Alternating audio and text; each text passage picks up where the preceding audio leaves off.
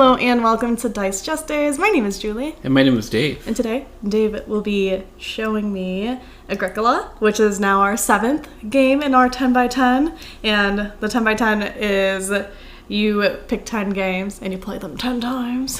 And so this is number 7, which I'm excited for because you had told me recently, I think we were playing Orleans and I liked, no, it wasn't Orleans, it was Castles of Burgundy. Yeah. There was farm, there was sheep and cows. and cows, but no Chickens. goats. No goats. And you said just wait until we get to Agricola. Yeah. Well, the farming thing came up originally when we were playing Carcassonne and there were the pigs. Oh, yes. And the Traders and Builders expansion, and you went down this whole Yes, journey. the pigs in the Philippines. And then you showed me a picture of you on the water buffalo. Yes, I did. It was so fun. So then I knew that the farming theme was for you. And then I got excited about showing you this game, which is one that I've always wanted to dive into. I've played it a couple times in my life. But it's one that I think rewards a lot of repeat plays because there's a lot of strategy to it and everything. So in general, I've wanted to play more of Uwe Rosenberg's game, which is who designed this. He's a really, really well-known designer. This is one of his most popular games of all time. And so I'm excited to show it to you. I think you're going to like it a lot. Before I guess on how we gameplay and everything like that, I was wondering, is there a backstory to it? I feel like knowing the backstory will not only engulf me into the theme, but also I think it'll help me guess what we're doing. You know, and I'm glad you asked about the backstory because it kind of is a good follow-up to a couple games that we've played, and you'll see why. So it says, are you ready? Yes. Central Europe, around 1670 AD, the plague, which has raged for centuries, has finally been overcome. The civilized world is revitalized. People are upgrading and extending their simple wooden houses. Fields must be plowed, sowed, and harvested. People are living off millet gruel, bread, and vegetables. The famine of the previous years has also encouraged them to eat more meat, a habit that we continue to this day as our wealth is growing. In the end, the wealthiest player wins. Interestingly enough, animals that you do not eat contribute to your wealth. So, if that doesn't get you excited, I don't know what backstory within a board game rulebook would. Oh, in the beginning it says the 17th century, not an easy time for farming. Okay. Well, that didn't help me guess on what this is. So I see the playing board, and I do see that I have 2 of my meeple in what looks like a house, because there's like a little chimney, and I'm guessing this is my farmland. Yes. And on this bigger board with cards that say 1, 2, 3, 4, 5, 6, this is our playing board where we have to collect things. And it looks like, according to this card that's flipped over, it says build fences. So I'm guessing I'm going to build a nice fence on my farm here. And I can put animals on it. I can have some fields for food. Yeah, and that is that. Oh, there's this board game here that has a fireplace, cooking area, pottery, stone oven, clay oven. I'm guessing that's how oh, look, it says at any time. So those are conversion cards. Yeah. What do you know? It has everything you love in a game so far. It does. And also, I think you're going to like this because I've noticed that you like games that place heavy restrictions upon you. I do. And this game is very restrictive in the sense that at the end of the game, you'll see on the side of the board here, there are a number of categories that you can score, but you actually lose points based on things that you don't have. Oh, I see that. You got -1 if you have nothing. So you have to do things in this game. You have to have a farm. You have to have a successful farm in a way. Yeah. Well, that's exciting. I'm excited. And you guessed pretty accurately on what we're doing in the game. We have these 2 people on our board here. Yeah. And then this is your family, by the way, in the game. And you'll be growing your family as you build your house and expand it. And then throughout the game, we'll have cards that flip over to provide us additional action spaces as the rounds progress, which is a cool aspect of the game, that it starts out small, but then by the end, there are all these action spaces available and things that we can do. And you can see that you have these additional little people on the side here that you can add to your family. Okay. Which give you more actions every single round. And look, there's wooden houses. You said that you liked these last time. I know. Yeah. These are actually stables, too. They help get more animals on the board. By the way, did you see all these pieces here in the middle? I don't know if you saw. Yes, I was looking at the boars. Yeah, those are boars. Pigs, they're scary. Boars. No, those ones are boars. You could tell they're meatier. The thing about the game, though, is that you have to be able to feed your family. That's the tough part. Times are tough. And as you build your farm, you have to find a way to gather food, which you can get from different places. But we also have these cards in front of us that provide I didn't see that. ongoing abilities. There's occupation cards. There's minor improvement cards. So the game itself doesn't change in terms of the setup, except for some of these action spaces are randomized. Every game will start with a different hand of minor improvement and occupation cards, so it can completely reshape your strategy game to game. And then these cards that you mentioned on the side, these are major improvements. They help you find new ways to get food, but that's the real basic idea of the game. Is you're building a farm, you're building fields, you're plowing the fields, you're getting grain and vegetables, and then building fences and stables for your animals, sheep, horses, boar. So there's a lot of excitement within the box here that I think you're going to do really well at this game. If I had to guess. I see it. I don't know what to do, but I already see how I just know that, for example, the forest here, I just feel like that's important. That's why there's more pieces. That's why it has 3 pieces in the beginning. Yeah. And I know that I'm going to find a way. Find a way. That I'm just going to like take them or something somehow. However the moves work. Yeah. And you're going to be like, I needed that. And that's how I know I'll be winning. Oh, and that reminds me, there's actually a cool thing that I think you're going to like in this game that we've seen in previous games, and you've enjoyed it, that these spaces here with an arrow that have resources, every round we'll get that many more placed on them. So if we don't use any this round, the next round there'll be a whole pile, and then that becomes... Oh, that becomes the distraction. Yeah. Because you don't need it, but there's so many yeah. that you want it. Yeah. I don't know what I'll use it for, but I know that I need it. A big pile of stuff in front of me is always good. Okay. I'm excited. I'm so excited. I'm going to name my farm. I'm going to name my animals. It's going to be a good time. I can't wait. Yes. So, let's get right into it.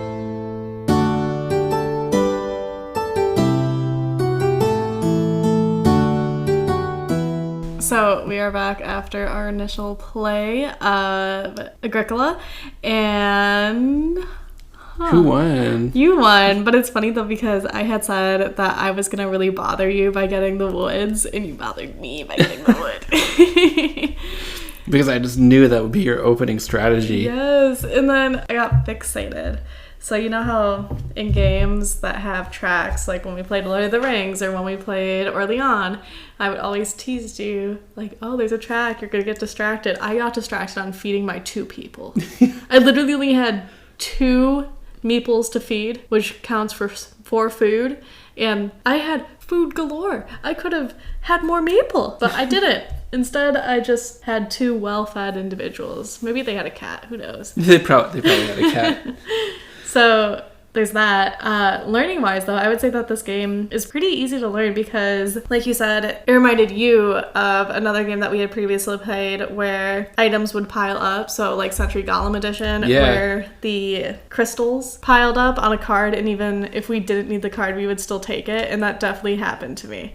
It happened to me a few times. Like I didn't need clay, but I had a pile of clay that I wasn't doing anything with. So there was that aspect. And then it reminded me of 5 Tribes because in 5 Tribes you take the meeple and whatever card you land on, that's the card you activate. Oh, so right. I kind of processed that as whatever I put my meeple on, that's the card I activate. So placing meeple to activate the card was very simple to me. That wasn't like a new concept. So that was easy to learn. And then all the cards say exactly what you can do with said card. So there was major and minor improvements, and then there was an occupation card, but you didn't have to worry about wondering what card activated them because all of the spaces that allowed you to activate that card had the color too that matched that color. So the major improvement was red, so you knew that if you went on that specific card you could get a major improvement because it correlates with all of everything. So it's very straightforward. True. So although it's easy to learn, I would say the strategy, that's a whole different conversation. Looking back on your first game, can you see where you went wrong? Because I won this game by a landslide, and I'm only gloating because as we've played more and more games, your win percentage has gone up. So I take when I win, I milk it for everything that I've got. No, you're fine, you can, because I do the same. Fun. I do the same to you, so no worries. But I wasn't paying attention to how you got points in this game. I kind of was just making my farm, you know? I wasn't even making a farm. I was planting fields. I had lots of fields going on. Lots of pumpkin, vegetable seeds, and grain.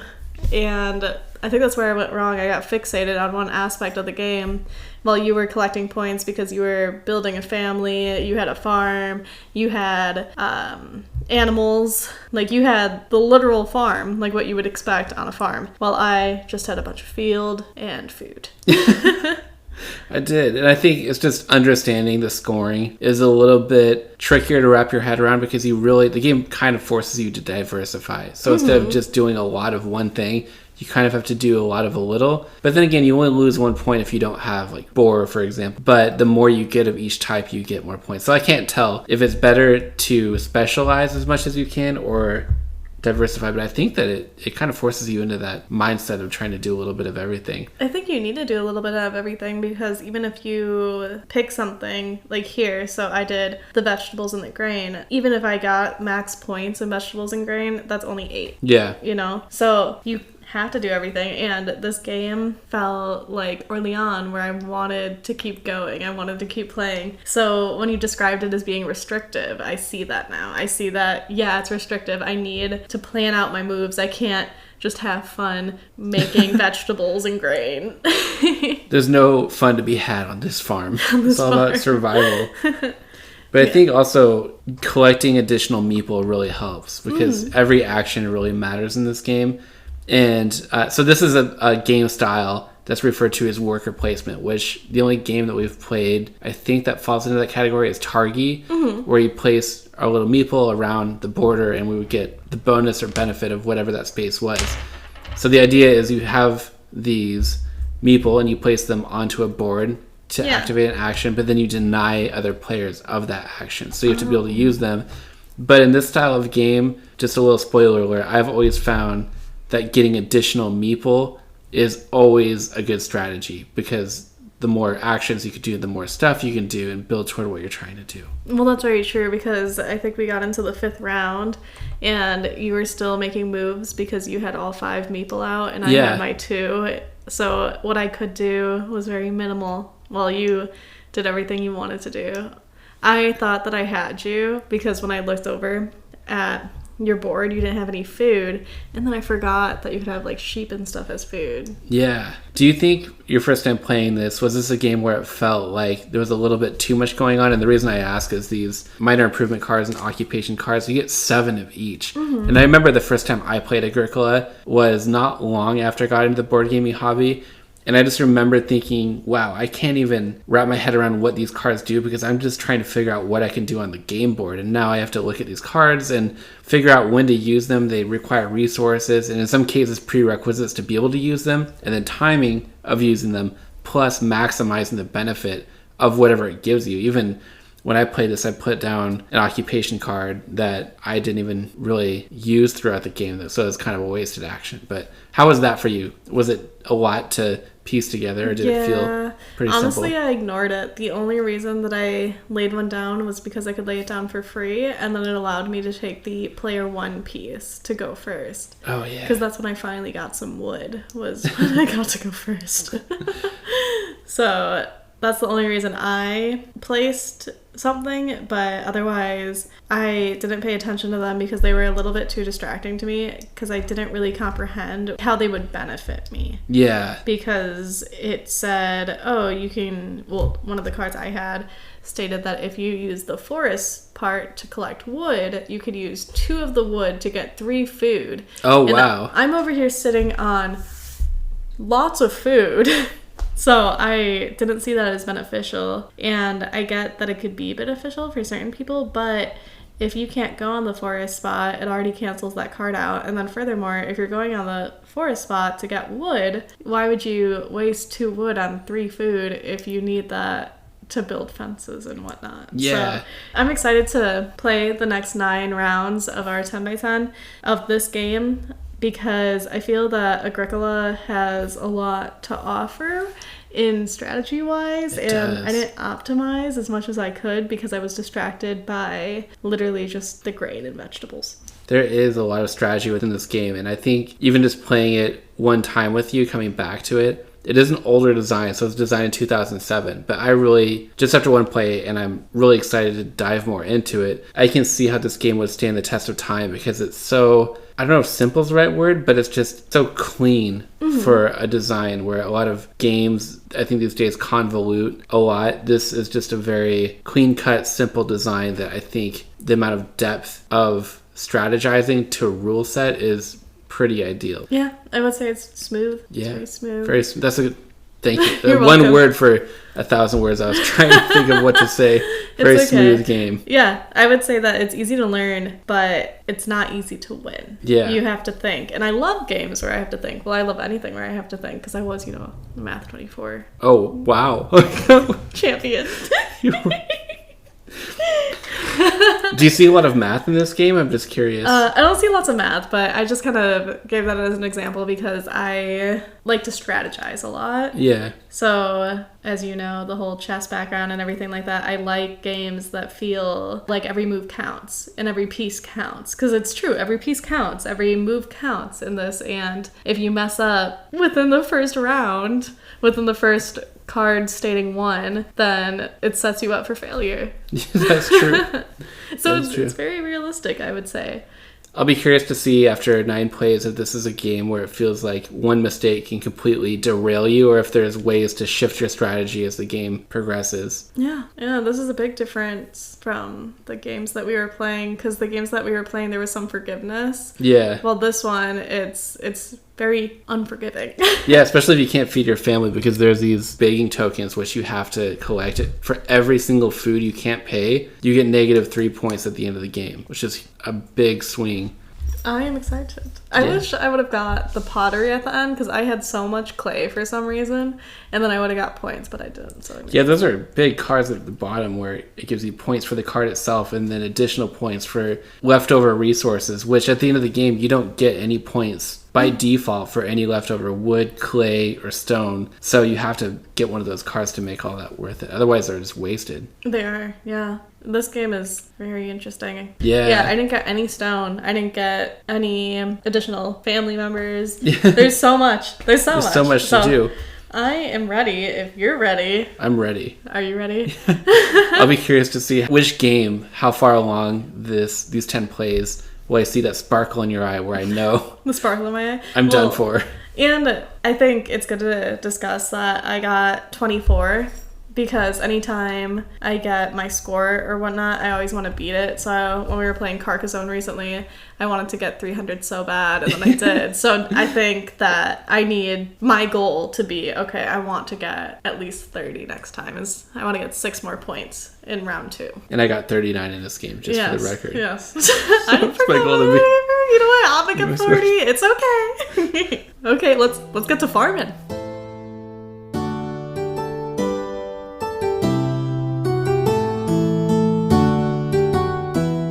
We are now back from playing our 10 rounds of Agricola, and what I could say is, wow, I mean, we played Castles of Burgundy, and that took a little bit, but I feel that Agricola could have been our longest game. I don't know if you have the stats on that. I don't know why I say I don't know, because I know for sure you have the stats on that. I definitely have the stats on it. It looks like our average playtime was about 42 minutes in a 2-player game. Do you know for Castles of Burgundy? Because I feel like that was another longer game that we had played. So Castles of Burgundy, average time 55 minutes. Really? Maybe That because game feels shorter for some reason. Maybe. Why do you think that is? I think it's because when you're playing Agricola, you really have to pay attention, so your brain's more stimulated and you're more focused, and every move is slightly painful, especially if the other person takes what you needed and then you can't get it until maybe next round, or maybe they are the starting player, so then they continuously take the wood. Not saying any names. That would. But yeah, this game felt longer. It really did. And I think it in general took us longer because due to the intensity of the nature that this game is, compared to Castles of Burgundy, I'm just comparing the two because that to me was the other long game that we did. But this one, we needed to take a break. We couldn't just play it through. Well, Castles of Burgundy, we just kept going back and forth. We kept setting it up and playing it again. Oh, right. Agricola, we'd play a couple rounds and then take a break and then come back to. Yeah. It is a really intense experience playing this game from start to finish. I think even just the opening move alone from there on, and every round afterward, those harvest rounds and everything that coming. But I wanted to talk about the strategic nature of this game now that you've played it 10 times. And with your background in chess and some of the other games that we've played, how would you describe your experience sinking your teeth into this and exploring the strategic depth of Agricola? Yeah, so the first few rounds we played, I played it very surface level because, no offense to you and no offense to other games we played, but those ones I didn't feel were extremely restrictive. And then we play Agricola, and every round is extremely restrictive. Yes. I really tried filling my board to be maximized in a way that would help me, but then I would get stuck on doing fences, or I would get stuck on farmland. I would get stuck on having more people in my family, and if you got stuck on one of those objects, you kind of had to let another aspect go. So you couldn't do all aspects successfully, especially because mine was get all 4 fences. So I got all 4 fences, and then it was get at least 5 pieces of farmland. So I got at least 5 pieces of farmland. And then it was you have to get your family members, but then I got caught up in the idea of, I need to make sure that they can have enough food at the end during the harvest. That's tough. And so I would avoid getting them, which was detrimental because they cost 3 points. They give you 3 points, and they also, that extra action is so beneficial. You can accomplish so much more, and I think the restriction of this game is just in the number of actions, because you can never do everything that you want. Just looking at the different scoring objectives and knowing that you can get negative points in certain categories if you don't have them. This game is full of distractions that make it really hard to do well in this game, because I want to focus in one area and do something really well, but then if I'm doing really well in stables or pastures and getting animals, I'm ignoring farms and fields, or building my house or getting more people, and then before you know it, the game is halfway over, and I'm looking at my board and thinking, wow, I really haven't done much. I'm still ramping up, and there's not many turns left to be able to do all this stuff. It's kind of stressful. Especially when you start to get like a train going, I guess, if that's what it's called. And you start to feel like, I'm gonna start making big moves, and then you look and you're already 2 rounds left. There's nothing you can do. It's funny because when we were playing it, since this is like a farming game, I was comparing it to my farm in the Philippines. Right. And I was laughing because it's kind of the same, honestly. It feels as if when you get a farm and everything, you have to prepare the land to take the crop that you want. So like for our rice fields, we have to flood it, so there has to be like a water source and blah, blah, blah, blah, blah, blah. And this, it's just like that. Like you have to prepare, and then the more preparation you do, the more items you have, the easier it is in the end, in the long run. But there's still that harvest aspect where you may or may not have enough, and that's exactly like real life. We may have planted all the rice we needed, but there's the needing of like the harvest if we can actually harvest enough for the work we put in. So to be able to eat. Yeah, basically. So yeah, it's very real. Yeah, this game is known or has a reputation for being extremely restrictive in terms of feeding your people. And I think the whole feeding your people thing comes up in several games. And this is really where that started. And I'm just curious, how did you feel in terms of the restrictive nature of the game? Did you enjoy those restrictions, or did you find it to be not so exciting of an experience? Or where did you fall within that spectrum? I loved it. I loved it because it allowed the player to assess their moves and make sure that they made moves like nicely. Like you weren't making empty moves. And if you did make an empty move, it's because somebody took the move that you needed. Oh. And with this game, I do believe there is distractions, because the first 7 games, all I did was get wood. I got wood. And then the last 3, because I was winning, I was like, You know what? I'm going to play differently. I'm going to do a different play style. Because I had noticed that the wood piled up when you got closer to the end of the game. And so instead of just taking the wood, and wasting moves on there, I decided to wait until both of us stopped needed wood, because it would pile up and then I'd be able to just move there once and have all the wood I needed. And then I also tried more of the occupation cards and the major and minor improvements. Mm-hmm. So I tried to use those, and those are actually a little bit more helpful. I found that if you do them in the beginning, then they'll help, but at the same time, they're also a distraction if they're not good ones. Right. So you have to be dealt a hand of good ones. And that's the aspect of the game that I wanted to mention, that the cards, they add a lot of variety to the game, but you get 7 cards of occupation cards and then 7 minor improvement cards. And I think that's just a lot to wrap your head around. And I think maybe that's something I mentioned after our initial play of it. But there are variants out there where you start with your hand of 14 cards essentially, and then you take turns drafting those. So you'll start, I think, with the occupation cards, and you'll keep a card and then pass the rest to your opponent. You go back and forth and trade them until you have a hand of 7 cards, and then you do the same with the minor improvements. And that just seems like so much going on in your head. Starting the game by reading through 14 cards, and then spending time trying to piece together a strategy in your head, because I really think that strategic depth exists in the game, where you could look at your hand of cards and map out essentially the whole game of how you're going to play those cards to your advantage. And I do think that you have to play these cards well in order to do well in the game. If you ignore them and your opponent uses theirs really well, I think you will lose the game. And so the stress of figuring out the right way to use those cards and the timing, it's a lot. And that's maybe the one negative I have of the game in terms of ease of introducing people to this game. Because I think after 10 plays of this, I'm just at the point of fully understanding the scoring of the game and how to maximize that, how to utilize the cards to my advantage, and knowing what's good and bad. Some of the cards, too, it seems like the cost to use them may outweigh the benefit, and you have to be really smart with that. So it's just, there's a lot going on, and it's almost easy to forget about the cards if you're not constantly looking at them, too, and you really have to pay close attention every single turn of this game. Yeah, I would love to meet somebody who can do both things, so I can understand how they did it and what their moves are, if their moves are to not take the wood or to take the wood, if they start from the beginning doing that or if they do it later on. Exactly. I'm curious what your thoughts are in terms of the progression of this game, because I really enjoy games that have a clear beginning, a clear middle, and a clear end. How did you feel about the play style of this game in terms of that narrative adventure that it takes you on?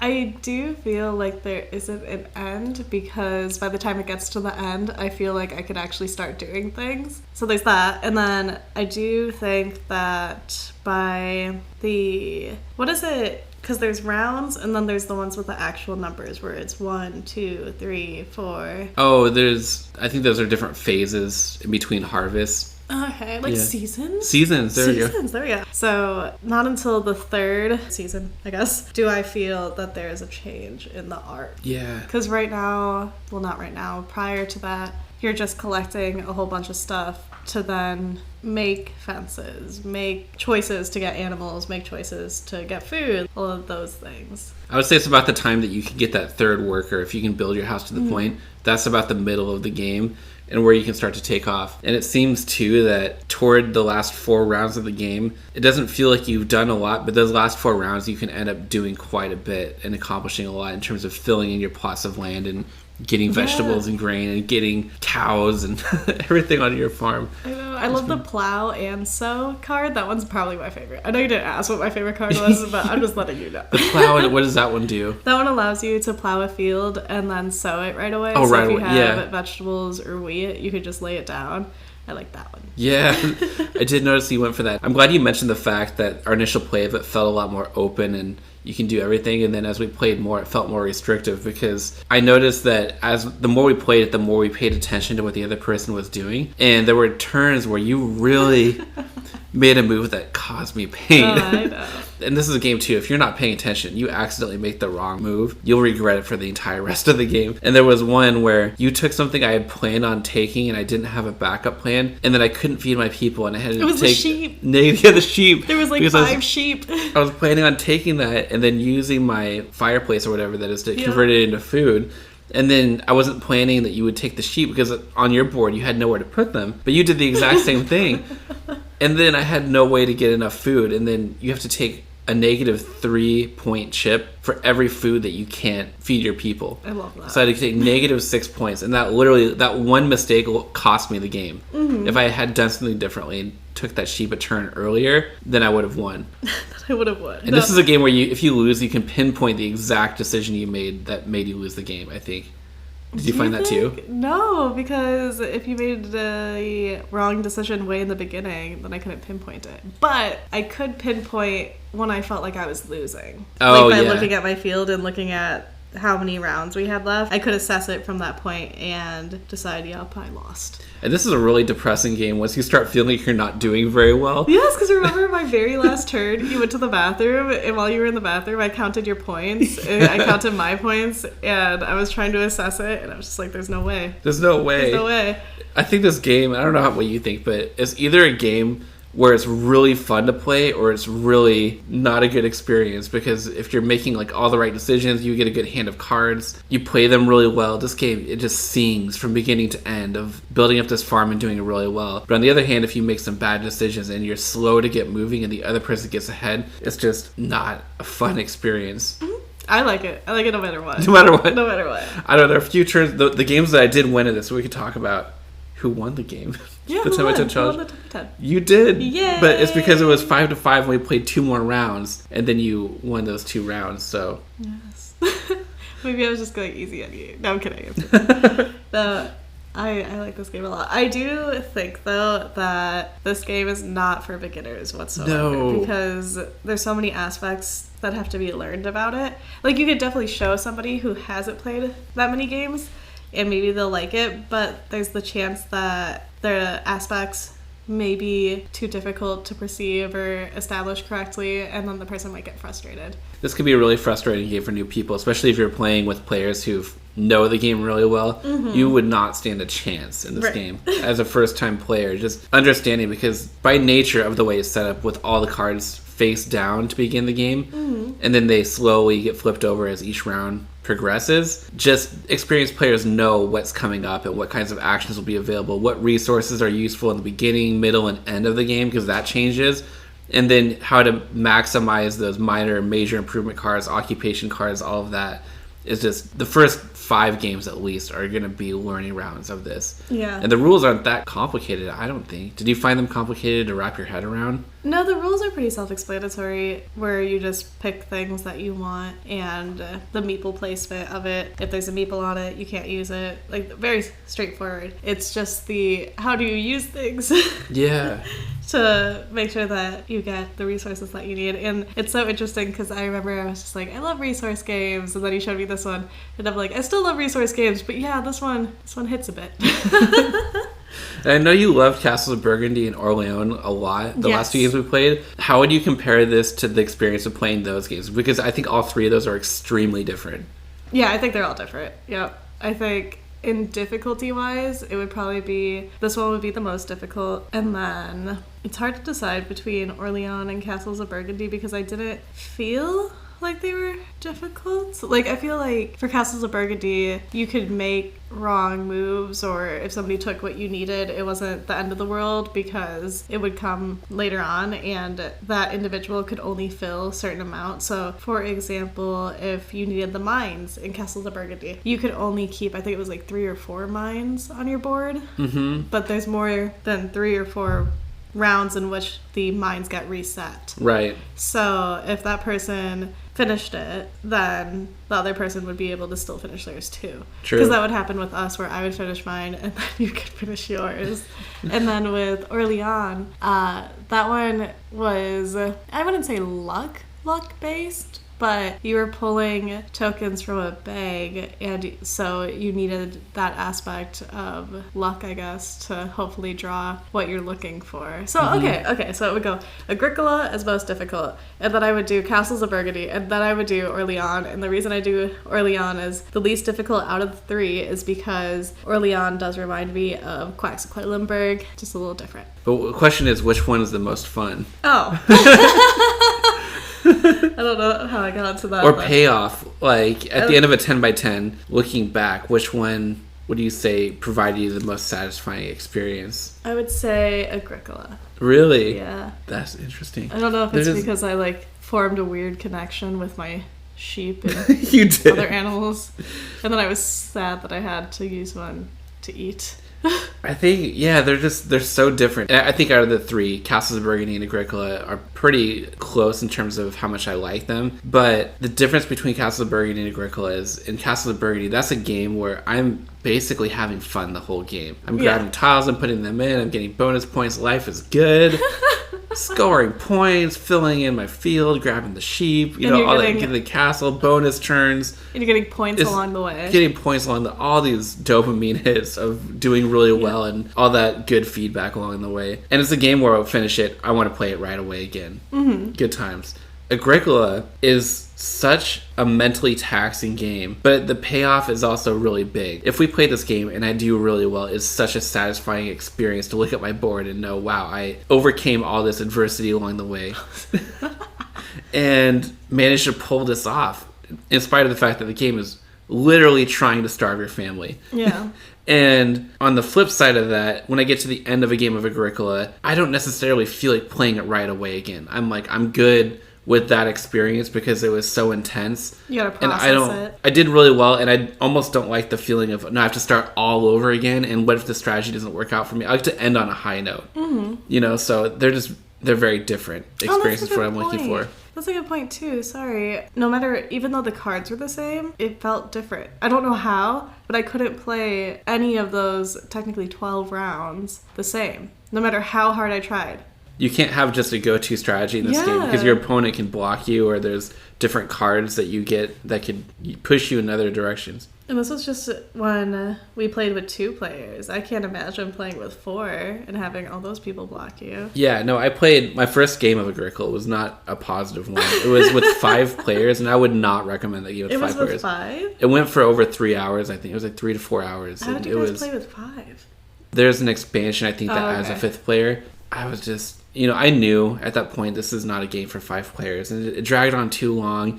I was having to ask all these questions. I was still a relatively new gamer, and it left a sour taste in my mouth where I didn't return to the game for a really long time. And then over the years, it kept coming back up as just a classic game, and I thought, this is a respected game. I want to give it another try, so I picked it up and played it a couple times with a couple friends and enjoyed those experiences. But I always knew that there were more layers to this that I wanted to explore, and I thought that it would be best to do it with 2 players because I don't see any detriment to the game of reducing the player count. In fact, I think this game works really well as a 2-player game, but it gives you that ability to play multiple times in a row if you want to, because at 45 minutes it's not bad. And I think the box says 30 minutes per player. It says about 90 minutes, so it's 1 to 4 players minus the expansion, and then about 90 minutes, 12 plus. Yeah, and I would say it'd probably be about right, 30 minutes per player if I had to guess. Because 2 players could be 45 minutes to an hour, and then you add a 3rd player. 4th player would be about 2 hours, I would say. So it was shorter is always better in my opinion. So my final conclusion would be, it was intense, but I loved it. Yeah. Very heavy resource game. All 12 rounds felt different, and this would be a keep it to play. I also love the fencing, of which I could keep my sheep that I pretend to be goats. This game should have goats. I wonder if his other farming games have goats in them. I'll have to look. I hope so. But he makes a lot of farming games. We'll have to explore some more of them. I know Caverna is the successor to this, and it removes the cards and gives you tiles on the table that are the same every single game. So I'd actually be really excited to play that one. I've heard that one is a lot less restrictive and allows you to pursue a lot of different strategies, and basically no matter what happens in the game, you can find a cool strategy to explore every single time. And it has dwarves, so it's fantasy theme, which we love. Yes. So we should try that. And then a few others out there as well. He's really known for farming games and feeding your people. And in fact, the next game on our 10x10 challenge I'm excited to show you, because it is also a classic of his, Le Havre, and I think that there's a lot to explore in that game too. So, Well, I'm very excited then. well, thank you for joining me on this 10x10 challenge journey of Agricola, Julie. Oh, yes. Thank you, Dave. And thank you so much for listening to us this week. We would love for you to join us next week as we venture into the world of Le Havre. And if his Le Havre is as painful as Agricola, I guess we'll find out. But thank you so much. If you would like to join us on social media, we are on Instagram. Our Instagram is Dice Jesters. You can also email us directly if you would like to email us in regards to a board game review, or if you have board game questions, since I am a new player and just want to see how to get somebody who you love into the game, feel free to reach out. Our email is thedicejesters@gmail.com. We also are on Patreon, where you can find bloopers and the episode art early, and just any other little adventure that we happen to go on along the way. Our Patreon is Dice Jesters as well. And as the harvest ends and the fields rest, the jesters bid farewell, celebrating your farming feats. Until next time, may your barns be full and your hearts light.